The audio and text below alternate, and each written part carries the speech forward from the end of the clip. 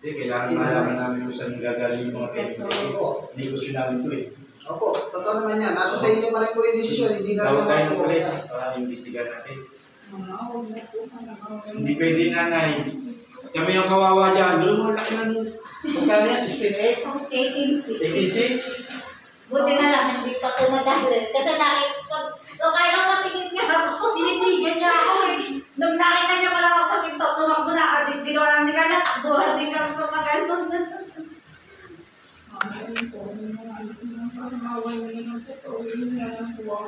Pero hindi kayo naawa sa amin yung babalik kayo ng ganito.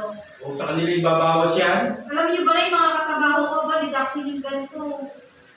Dalawang katrabaho ko yung nag-deliver ka ng ganito, tag 25,000. Makakasama mo yun eh, ba't kasi isang pinagagawin? Doon ako pinabangkay din ng sabi na, God bless po. Doon ako pinabangkay. Nanginigyan pera. Ikaw, wala ako bakit nag-God bless to. Kasi sa amin ni Lele. Maraming salamat po. Sabi naman ni Lele. Okay, doktor. Okay. Kausap pa uli ni Sir Kale. Hindi na. Hindi na kausap ni Sir Kale. Yung anak nito. Kausap pa rin. Hindi, kanina naman pinabana talaga ako kasi sinabi niyang God bless po. Doon pa lang po. Kaya sabi ko, Carla, nagpalit ka na ba dito?